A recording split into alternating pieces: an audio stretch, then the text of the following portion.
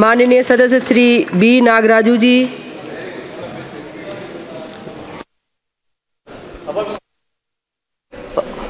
సభలో మాట్లాడడానికి అవకాశం ఇచ్చిన సభాధ్యక్షులకు నా యొక్క ధన్యవాదాలు. ఎన్డీఏ గవర్నమెంట్లో ప్రధానమంత్రిగా ఉన్నటువంటి నరేంద్ర మోడీ గారి ఆశయం మేరకు గ్రామీణ భారతంలో ఆరోగ్య సేవలను పెంపొందించడానికి నరేంద్ర మోడీ గారు ఒక మహాసంకల్పంతో ఒక 3 అంశాలను తీసుకొని ఈ భారతదేశంలో ఆరోగ్య సేవలను గణనీయంగా పెంపొందించారు అధ్యక్ష. అందులో భాగంగా ఏమంటే 3 అంశాలు. నాణ్యత అనేది ఒకటి, రెండో అంశం అందుబాటులో ఉండాల మెడిసిన్స్ అని చెప్పేసి రెండో అంశము, అందరికి అవైలబిలిటీ ఉండాలి కాస్ట్ అని చెప్పేసి ఖర్చు విషయంలో కూడా మూడో అంశం. ఈ మూటిని బేస్ చేసుకొని ప్రధానమంత్రి వర్యులు ఈ భారతదేశంలో గ్రామీణ భారతానికి అందుబాటులో పెట్టారు. అందులో భాగంగా నేను కొన్ని అంశాలు ఉచ్చరించాలనుకున్నాను.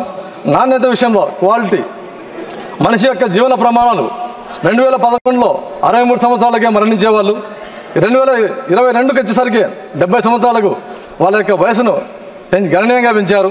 నాణ్యత విషయంలో తీసుకునేసరికి చిన్నపిల్లల యొక్క మరణ రేటు కూడా 2014లో 26 మంది ఉండేది, 2020కి వచ్చేసరికి 20కి తగ్గిపోయింది. అది గర్భిణీ మరణాలు కూడా 2014లో 167 మంది ఉండేవాళ్ళు, 2027కి వచ్చేసరికి 97 తగ్గిపోయింది.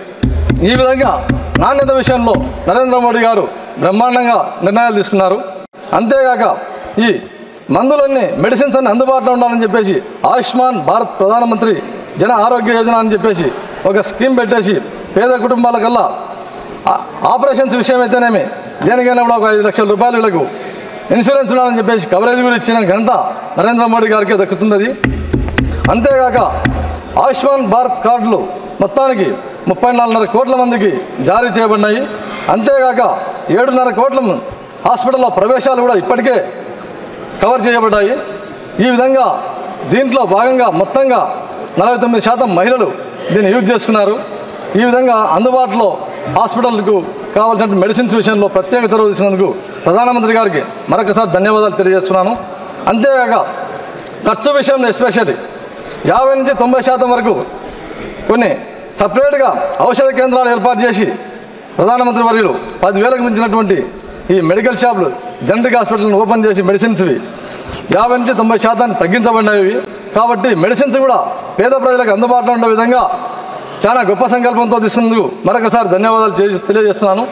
ఆ మెడికల్ షాప్లో కూడా 1965 మెడిసిన్స్, ఆపరేషన్ సంబంధించినటువంటి 293 శస్త్రచికిత్సలకు సామాగ్రిని అందుబాటులో ఉంచారు.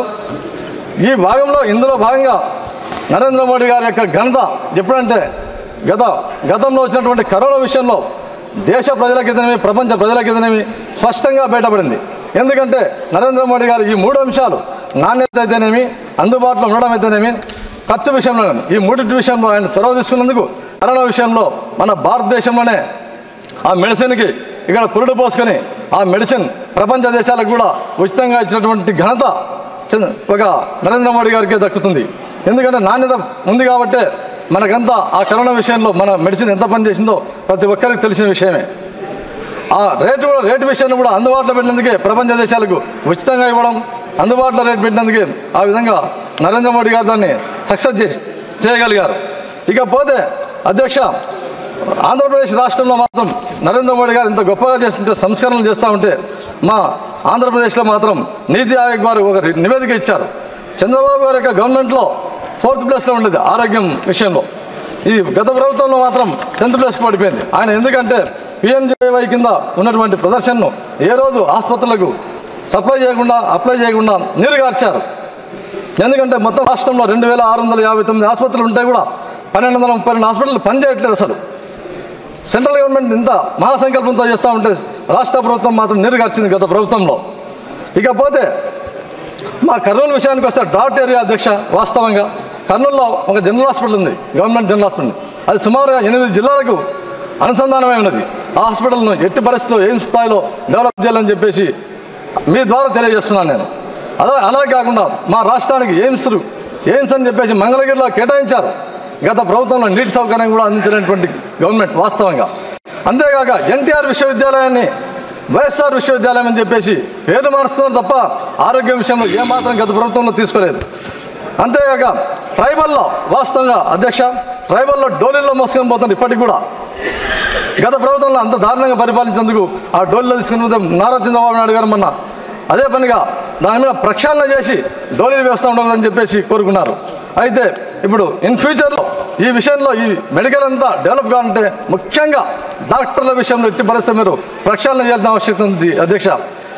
మెడికల్ కాలేజీలో ఫీజులు ఎక్కువ ఉండడం వల్ల డాక్టర్లు కూడా ఏం చేస్తారంటే అధిక ఫీజులు వసూలు చేసేదిగా ఆదాయ వనరుగా మార్చుకొని ఆరోగ్య విషయంలో నెగ్లెక్ట్ చేస్తూ ఉన్నారు. కాబట్టి మెడికల్ కాలేజీలో ఫీజులని కొంచెం ప్రక్షాళన చేసి ఆరోగ్య వ్యవస్థను ప్రతి డాక్టర్ నాణ్యతమైన డాక్టర్లు అందించాలి సమాజానికి అని చెప్పేసి తెలియజేస్తున్నాను. అంతే టెక్నాలజీ విషయానికి వస్తే గ్రామీణ ప్రాంతాల్లో కూడా గ్రామ స్థాయిలో టెక్నాలజీని అందించాల్సిన ఆవశ్యకత ఉంది. ఎందుకంటే ప్రైమరీ హెల్త్ కేర్ సెంటర్లను కూడా డెవలప్ చేయాలి అధ్యక్ష. ఇకపోతే ఓల్డ్ ఏజ్ విషయానికి వస్తే అధ్యక్ష చివరి 2 నిమిషాలు అధ్యక్ష 1 మినిట్. ఓల్డ్ ఏజ్ విషయం అధ్యక్ష ఎస్పెషల్లీ రాబోయే రోజుల్లో ఓల్డ్ ఏజ్ చాలా పెరిగిపోతూ ఉంది అధ్యక్ష.